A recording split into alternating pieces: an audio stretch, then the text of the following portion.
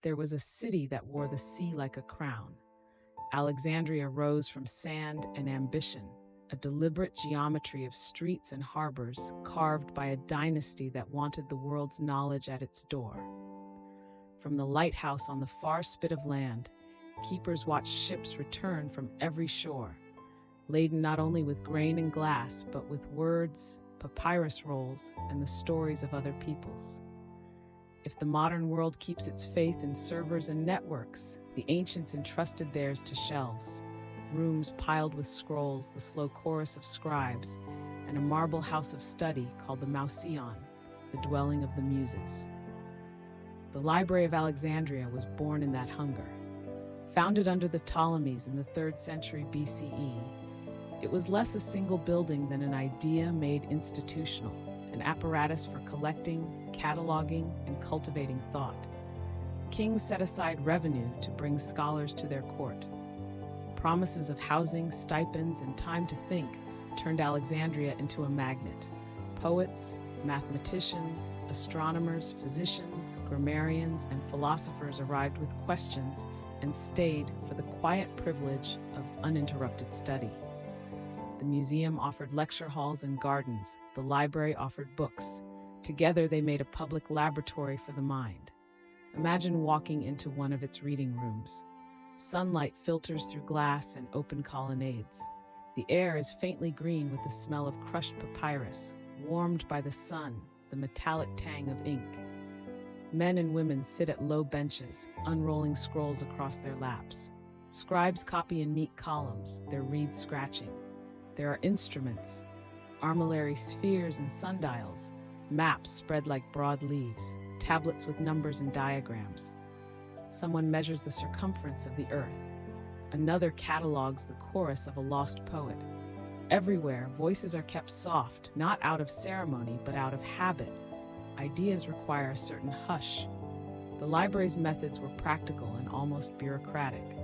Ships docking at the port were searched for books. If a work was unknown to Alexandria, it might be borrowed, copied by librarians, and the copy kept while the original was returned. Scholars circulated within a network of exchange, loans, purchases, commissions to copy. Callimachus, the great librarian, compiled the Pinakies, an extensive catalog of authors and works that began to impose order on literary abundance. That was an act of translation, too, turning the messy archive of human speech into a map others could read. The results were extraordinary. In that bright, slow world, the foundations of many modern sciences were laid down. Euclid set axioms, making geometry teachable and transmissible. Eratosthenes measured the globe, not with satellite or laser, but with sun shadows and geometry. Herophilus dissected and described the human nervous system. Aristarchus proposed a sun-centered cosmos that would not be fully appreciated for centuries. Philologists folded languages like cloth, studying dialects and editing texts so that Homer could be read more precisely. In a single place, the practical tricks of navigation met metaphysical speculation. Alexandria turned curiosity into craft, and yet that very centrality made the library vulnerable. When knowledge is gathered in one place, politics and fate can change it faster than any scribe. For centuries, the story of a great single conflagration has burned in our imagination. The image of scrolls consumed, wisdom collapsing into smoke. In truth, the fall of Alexandria's libraries was not a single, cinematic moment so much as a series of blows over generations, each erasing threads from a greater fabric. One of the first of these blows came in 48 BCE. Julius Caesar, fighting on the city's streets, found himself trapped and set fire to the ships in the harbor. Ancient accounts, written later and uneven, tell of the flames leaping to nearby buildings and of a portion of the collections destroyed. Modern scholars debate how much was lost then. Some suggest the fire was relatively contained, others that the damage was broader. Still, the image stuck, the Roman general's campfire consuming scrolls as casually as ships. After that, the library's decline was intermittent and institutional. Alexandria remained a prize and a battleground. The Serapeum, a temple of Serapis, had housed a daughter library, a second repository for works the main library no longer kept. When street violence and imperial politics strained the city, these safe havens became targets. In the late 4th century CE, as Christianity reshaped the Roman world, the Serapeum became a flashpoint. The destruction of the temple and its associated collections around 391 CE marked not simply damage to property, but a redefinition of what knowledge was considered legitimate. Centuries later, more stories surfaced, each with its own actors and moral clarity. Accounts of the Muslim conquest in the 7th century describe another wholesale loss, sometimes attributing it to a single command to burn the books. But those narratives were recorded centuries after the events and are suspect to modern historians. More likely is a slower attrition, neglect, theft, the reuse of papyrus for other purposes, the steady decay of materials in a humid city, and the scattering of scholars to other centers. Bits and pieces of Alexandria's knowledge migrated to Pergamon, to Byzantium, to institutions and monasteries across the Mediterranean, and later into the libraries of the Islamic world.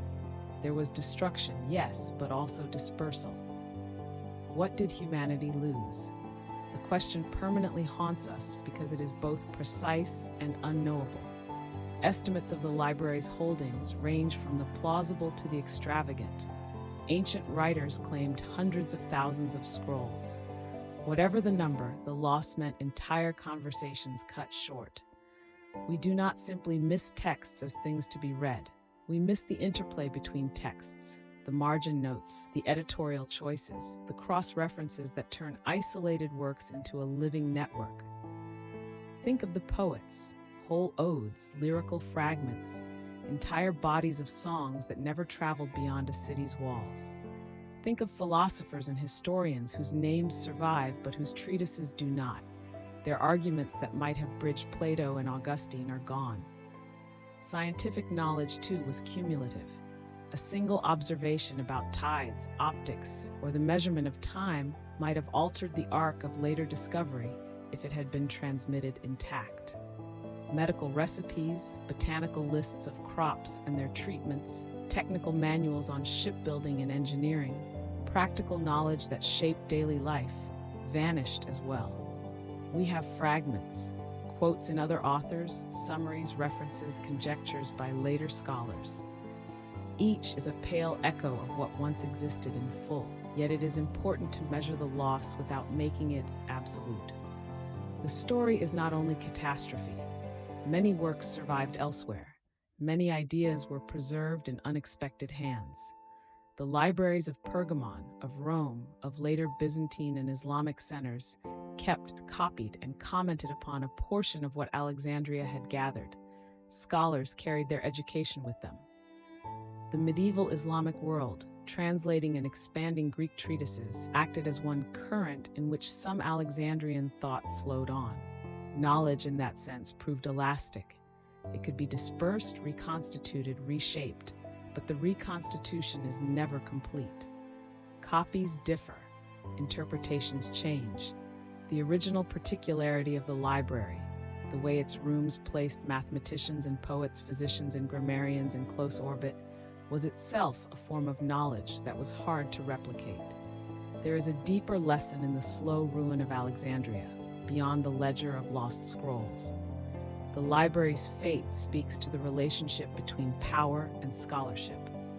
Its survival depended on the political goodwill of rulers. Its ambitions were enabled by wealth concentrated in a palace. That gave it reach, but also made it a symbol. When rulers changed, when piety or empire shifted, the library's meaning did not remain neutral. Knowledge does not exist apart from the societies that care for it, and those societies can choose to protect, neglect, or destroy the records they inherit. In our own age, we like to talk about the Library of Alexandria as an ancient internet, a central connected repository where information flowed, was indexed, and was accessible to those who knew how to find it. The analogy is useful. Networks centralize and democratize at once. They create economies of scale, but also single points of failure. We store data on servers located in a handful of places, governed by a handful of firms and states. We trust formats and protocols and hope backups will last longer than politics. The fragility is the same. The difference is speed.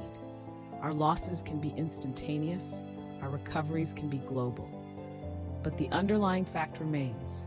Knowledge requires care over generations, and care must be institutional, social, and sometimes stubbornly apolitical.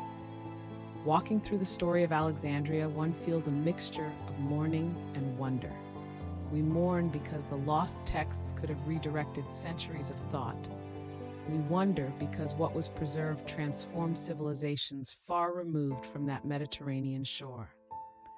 The library's brilliance was both a product and an engine of human curiosity.